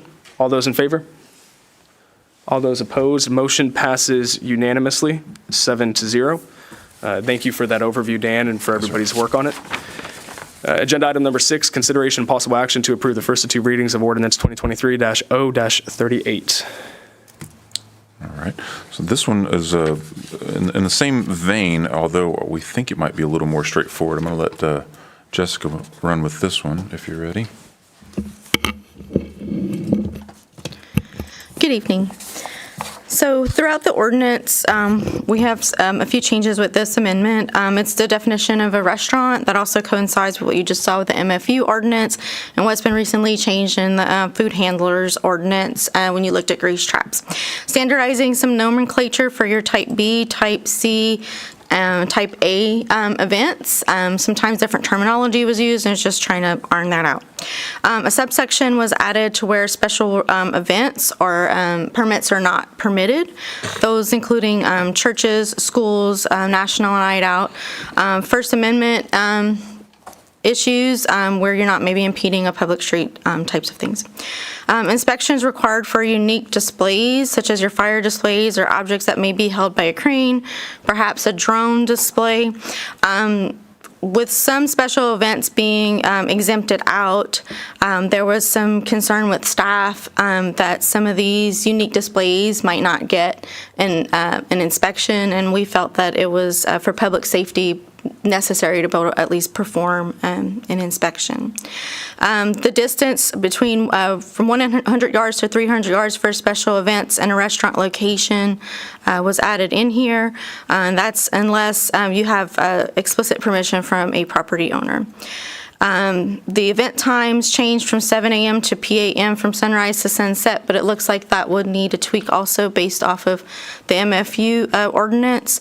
The special event ordinance, though, does allow alternate hours of operation if approved. So if you had an event that was possibly going until midnight, it gives that opportunity to look at it to see if we were going to create a nuisance, or at least if there was some sort of nuisance created by the police department, would know, and there wouldn't necessarily be an issue. There's a subsection that was added in here as far as for notification for our emergency services, such as Manvel Volunteer Fire Department and ESD number 3. It simply just asks the applicant to provide a notification to them that you have a special event that's going on. Currently, the way we work this process is at the courtesy of our fire marshal. He does that. He's had a great job of bridging that gap between volunteer fire department and ESD 3. Current fire marshal isn't here anymore. I don't know if that same courtesy would be extended, so we felt it would be best to put this in here so we could have continued improvement relationships with both of these entities. We put provisions in here for alternate date and time for an event if you don't have a rain or shine event. So if you have an event that's coming up, let's say on Thursday, and Thursday we would have really bad weather, but it's not rain or shine. You may have the event maybe a week later that we would know about it, and that way staff would be able to coordinate those schedules. We also changed the application due date times on there. So that's a synopsis of what you see in the ordinance. Thank you for that, Jessica. I appreciate that overview. I'm looking at what's included in our packet, and I don't think we were provided with the redlined version that documents some of those changes. And so, I'm fine with approving this for the first of 2 readings to keep it moving through. But if we can make sure that we get that redlined version before the next meeting to be able to review and kind of compare those changes. Maybe the changes are included in this one. It's just not called out. Looking at Tammy and Bobby, I think your suspicion is confirmed. Yeah, okay. It's not in there. Because I did a side by side, and I used ChatGPT to analyze it, and I was like, I think these are the same. So I'll send this one to y'all, BCC email like normal, and then also add it to the packet. Okay. No. But I do want to go back. A couple of these are huge, absolutely huge. To say out loud that for a special event permit would not be required for a church or a school, is a huge thing. That I asked Elaine how many special event permits we did last year, and she said 30. I said, well, how many of those, which is not that many, but how many of those would have gone away had we had this ordinance? She said 22. So we're talking about 8 permits a year. That's just one year, snapshot in time, and so many of those are just recurring things. Now, obviously, like Jessica mentioned, Joe was concerned about, hey, what if they've got a crane like Church on Masters Road does? Well, that's a little unique. That's a little bit above and beyond. The churches know how to handle lots of people. New Hope's got 1,000 people every service 5 times a weekend, so they know how to handle people and traffic and all that kind of good stuff. It's nothing new for them. But if it's something out of the ordinary, that's where, quite frankly, the church or the school would want our folks to come out and just make sure everything's, okay, because you're going to have people out there and you want to be as safe as possible. So anyway, Jessica, where did we find that language? Elaine researched it. She found it out of Georgetown, Texas. Georgetown. So, to me, above and beyond, I was just really excited about that verbiage. Quick question on that, if you don't Yes, sir. mind. Just out of curiosity, is there a reason why we maybe wouldn't list like 501c3 organizations instead of like churches and schools to maybe encompass? Because we have a few, like for example, the Well Food Pantry. That's a 501c3. Just was curious if there was a thought process to that, if we'd be open to that, because if it's a nonprofit, they have tight resources anyways, and if they're trying to do an event to raise money for them to have to kind of suck that for a permit, I was just curious what the thought process was. Truly, I hadn't put much thought process into that. I remember it's probably been a while now, but there was a complaint that had come through for you, Mayor, and it talked about, I think it was one of the schools here, and they said, we don't have to do special events in the other jurisdictions. And I said, okay. So I said, Elaine, I said, can you reach out to Pearland? Can you reach out to Alvin and find out what they do? What we found out was that they don't actually have it written in their ordinances. They do it by policy that they would never give us. We asked for the policy. So she did some further research, and I think previously had come upon it like before we even had this conversation, and it clicked back, and she went back and she found that verbiage. It was just how they had it written. We thought if it's not broken, maybe don't fix it from what Georgetown had. So we threw it in there. I like that it's in there, and I appreciate that explanation. What I would ask is, and if council, if you guys are okay with this, just run the 501c3 language through the gauntlet of staff, see if there would be any gotchas with that. Sure. I'm more than happy to call Georgetown as well, maybe see if they reviewed that. Because if there's a specific reason for it, then I'm good with it. But to me, it seems like there might be a possibility to do something even better than Georgetown and stick it to them. So, and I don't think it was intentionally withheld or anything like that. There's quite a few different options. Whenever you, again, I'll send it to you. But religious institution, educational institution, college or university campus, where city streets are not closed. So there are a lot of different little things mentioned, but 501c3 is not specifically mentioned. Absolutely, and I think. Councilwoman Sarmiento? Well, and I like the fact that we are including churches, schools, organizations like that. So in my experience, whenever we open it up to 501c3, that has a lot of, it can be anybody that runs something out of their home, kind of like what we do with Abby's Shoe Foundation.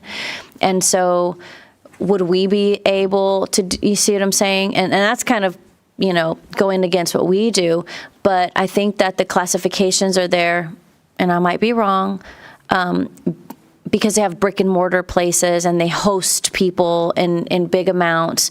But 501c3s, there's just so many classifications that go into that, and 501c4s, nonprofit organizations. And so I would like to see that as well. Just go through it, find out why they use that language, because we don't want to open it up just because either, just to protect a little bit of that. So I don't know if it's still the case, but at one point the NFL was considered a nonprofit organization. So yeah, there's a lot of, that's why I'm saying if you look on the Secretary of State website, there's so many different, and so that I think that's why they have to be classified, or maybe it's in the best interest, but it would benefit me if you did, I'm just saying, so. Right.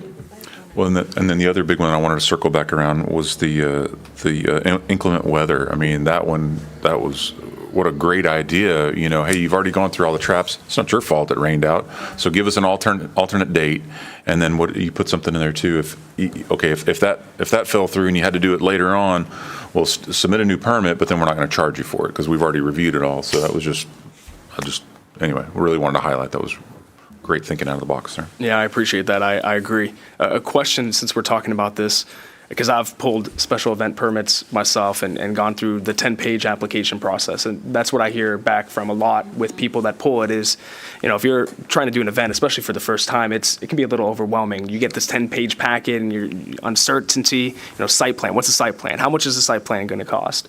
Is there a way to, I don't know, trim it, not necessarily trim it down, but I think you know what I'm getting at. Streamline it a little bit, maybe, depending upon the type of event, you have a different permit packet that you're pulling for instead of saying, hey, here's a 10-page packet, figure out what you need to make happen and make it work. I don't know if the software that we're going to be looking at getting could help with that, or what some thoughts are there to make it easier for people trying to do events. Because we've heard tonight, and we heard at the last meeting, people want to see some more events. I know as a city, that's going to be a big focus of ours, and would love to get some thoughts about that. I think we could get the software to work for it. The way the application works, I realize it's 10 pages, but it's different. It's divided in different sections, and it asks questions, and it tells you, hey, you may say no to this, but the regulations may say you need porta potties or something out there, depending on the event. So it's a lot of yes or no questions, and if you do have a yes, okay, give us a little bit more information. So that's why I don't know how we trim it down, because every event can be different, and sometimes the things that you don't know or the questions you don't ask may be the scary things, or that may be the opportunity where somebody could possibly get hurt, and that's why we're just simply asking that question. As far as site plans, I know it sounds scary. I've worked for a lot of municipalities and different approval processes. We take things that are hand-drawn. And I always tell people, I'm like, if you've got dimensions on there, I'm good. I don't have to take my Post-it note out to start figuring out, if that's 5 feet or 10 feet sort of thing. So it doesn't necessarily have to be something that's truly sophisticated. And I think recently staff had worked with another special event and said, hey, this might be like a better way that you want to do it. Kind of gave them some pointers, went back, redid their site plan, and then turned it in again. So. And I appreciate that, Jessica. I have no issue with requiring a site plan. But when I got it and I pulled it, I looked at it and I went home and I was working through it and I was like, oh, a site plan, like what's needed for that? I was on city council for 3 years and I thought it was more complex than what it was. And then I had to drive up to City Hall. I talked with a lady in the permits office, I believe it was Laura, and she explained that to me. She explained, it's just, if you just take a printout of Google Earth and draw squares on it in a Sharpie and bring that to us of where the things are going, that would suffice, which is great, and that's a great flexibility. Maybe if there's an ability to add some clarity into the permit packet specifically for that as to what the expectations are. But moving forward, if we could just be thinking about for events and this permit process, and I think the software will help tremendously because it's a smart software. If you click yes to this, it requires this. If you click no, it skips these steps. But that is an area of feedback that I've heard is people do just, and maybe they don't have to do anything, but when they get handed a 10-page packet, it immediately triggers a thought in their head of, wow, this is a lot for such a simple event that I'm doing, and it can be a little bit overwhelming for them. Well, maybe two things that might help. So one, going from 30 a year to 8, that could help. And then we're also getting another permit specialist, in the budget that was approved. So if we're doing 8 or 10 or 12 a year, we can take the time to, hey, have you ever done one of these before? No? Okay. Come around and let's sit down and let's just go through it together. Why don't you tell me what you're trying to do, and we'll just, kind of hold their hands through it. I think we can do that. Yes, ma'am. I just wanted to say I love the fact that you just said that, Dan, because we've been talking a lot about the experience that our citizens and businesses experience when they do come. They don't know. They don't know what they don't know unless they've done this 100 times. And so just simply critically thinking to ourselves is, this is easy for me. I do this every day, so I understand this language, but just thinking about the other person in a service type of way and saying, you know what, let me make this pragmatic and not try to make you feel dumb, because we've heard that also from certain people, not a lot, but, well, we just feel dumb and we don't want to ask. Some people don't want to ask. And so just taking that extra step to say, hey, have you ever done one of these before? Or maybe even creating an account where we know it's like the same business or person that's going to continually be pulling permits. It's like, okay, we've done it with them. We know them. They're not new to the city. Maybe put them into a folder or something like build a relationship with them so we know them, and it just makes the experience better. I just would really love the day when we hear, gosh, we went up to Manvel and those people are the nicest people ever. They made it so easy. Like, you know, I really want to see that, and I think we're getting there. Thank you. Thank you, Councilwoman. Any other comments or questions from council? Anything from staff? Okay, do I have a motion to approve the ordinance? I'll make a motion to approve. Thank you, Mayor Pro Tem. We have a second from Councilwoman Sarmiento. All those in favor? All those opposed? Motion passes unanimously, 7-0. Dan, if I may ask that for this ordinance and the one prior to it, if we just leave those on the regular agenda for the next meeting, since we know we're going to have the red line document, there might be some changes with also the food truck one, that'd be great. These two will be quick. I'm going to read them both together. Consideration and possible action to direct staff on amending the city's financial management policies and also on creating a commemorative naming policy for city facilities and parks. These are two items that I had on my roadmap that I wanted to bring forward just to see if council was open to working with staff to start to bring something forward before the end of the year on these two things.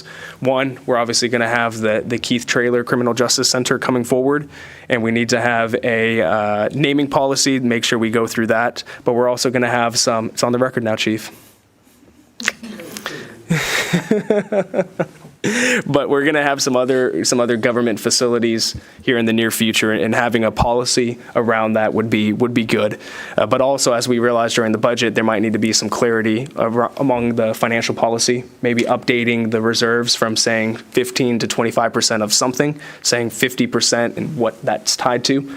But also with having Rosie on board now, if there's other opportunities to revise the financial policy to bring it up to modern times, that might be beneficial as well. Council, are you guys good if we start to work on that and bring something forward? Okay. Rosie, Dan, do you guys have any questions about either of those two, or Tammy and Bobby around the naming policy? No, just something we'll workshop and bring something forward. Awesome. Thanks, y'all.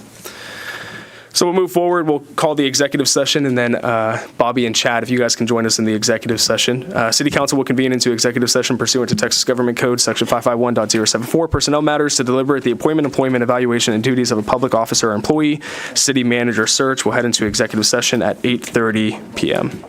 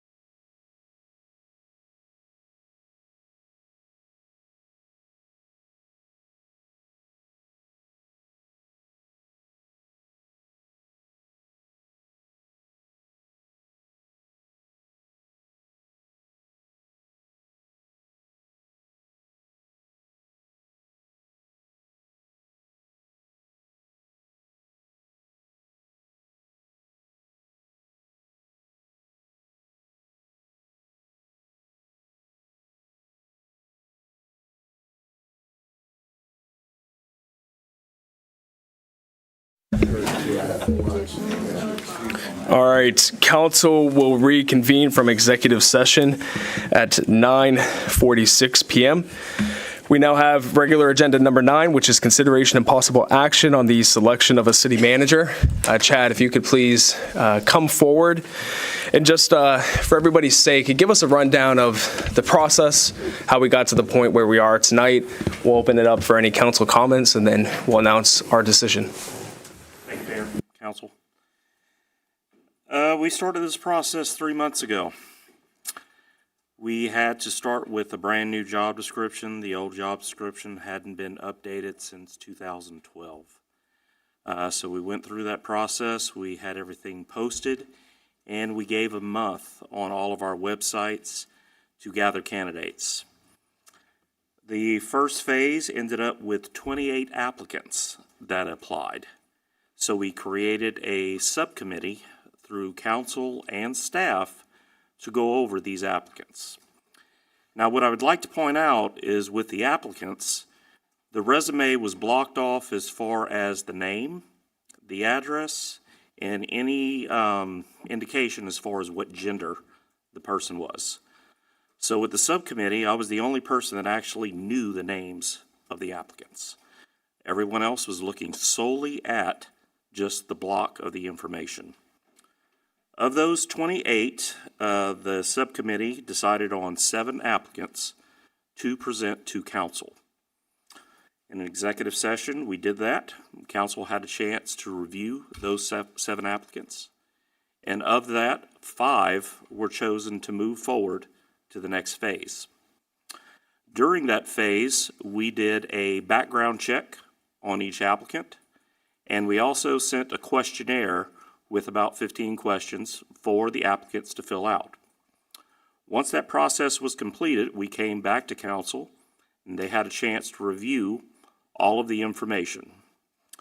Decision was made at that point to move forward with 4 of the 5 candidates. The next process, I just want to take a minute and thank council for this, because staff was involved. Staff members from department heads to just general members of the staff were involved in a personal interview with all 4 of these applicants. What came out of that was staff decided that there were 3 applicants that were worthy of being presented to council. That was presented to council in executive session, and council agreed that they wanted to move forward with those 3 interviews. The last of those 3 interviews has just concluded. Again, this has all been presented to council. I think that from a staff standpoint, we have given the council 3 great applicants and gave an extremely hard choice for the council to make tonight. As far as the process, I feel confident that we have done what we were set out to do on, 1, being good stewards for the city of Manvel as far as with not going through with third party with the amount of applicants that we received. I think this was the right decision to go forward with. Process-wise, again, there's always levels that we can improve on, but overall, I think this was an extremely good process for us all. So the council, you have all the information. If there's anything more I can add, I'll be more than happy to answer. Thank you, Chad, for that update. Council, do you have any comments or questions for Chad? So what I'd like to say is, Chad, I appreciate your professionalism throughout this process, the way that you handled it. When we first started this a few months ago, Councilwoman Sarmiento asked you, are you up for the task? And you said yes, but we were a little unsure if you would be. Well, you just blew our expectations clear out of the water. So, all kudos in the world to you for that, and to each of the department heads and the city employees that were involved in this process, and to all of the applicants as well. We appreciate them taking their time to go through this process. So what I'd like to do now is to make a motion, and what this motion will be is to the process of negotiating a contract with our chosen candidate. I would like to make a motion that we begin negotiations with Dan Johnson to fill the role of the permanent city manager for the city of Manvel. Do I have a second? I'll second that. We have a second. All those in favor? All those opposed? Motion passes unanimously, 7-0. Dan, congratulations. What we'll do is Chad, I'll get with you tomorrow, and then Dan will reach out to you. Would you like to say a few words? I'm a little trouble finding my voice right now. Thank you. Thank you for putting your trust in me, and thank you for the process. I agree with you, Mayor. I think the process went very well, very quick. So kudos to Chad, really, for doing something that I don't know if any other person could have done other than him. So anyway, thank you all. Thank you. Chad, wow. You did so phenomenal. It's like absolute, precise, professional, phenomenal. And I remember when we had the discussion, you were terrified. You were like, by myself. But I think choosing you to do that helped us in the selection process and the committee coming together and really weeding out some of the candidates. But I will say this, you had a lot to do with it, you and Bobby and the committee. Thank you so much for doing your due diligence and being so professional. And on that note, I want to say that for anybody out there that's wondering, we interviewed very, very rigorously and had an open mind on the very, very strong candidates. So for you, Dan Johnson, we interviewed and specifically me, and I know others here, we went into this objectively. And so the fact that you were selected is because you truly have risen, how do you say it? Risen to the bar. You rose to the occasion. So it's not a light decision on my behalf. I'll say that on the record. But yeah, congratulations. All right. Now that we have that behind us, we're almost at the finish line for that. And hopefully we will come before council here within the next 2 weeks with a negotiated contract that we can make a decision on. Do I have any mayor and council comments? Yes, ma'am.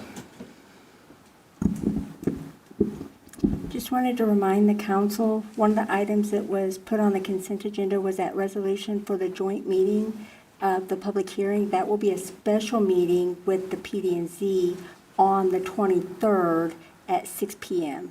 So since we didn't speak about it during the time, just so everyone knows, there will be a special meeting on the 23rd with P&Z. Thank you, Tammy. I appreciate that. And I believe myself, Councilwoman Sarmiento, and Councilman Perry will be at TML this week, Wednesday through Friday to Saturday. Mm-hmm. And so whenever we get back at our meeting on the 16th, if we can have just a little update item about that for us to share about our experience and some of the takeaways. So we are looking forward to that. Any other comments? All right. Do I have a motion to adjourn? Motion to adjourn. We have a first. I'll second that. And we have a second. All those in favor? All those opposed? Motion passes unanimously, 7-0.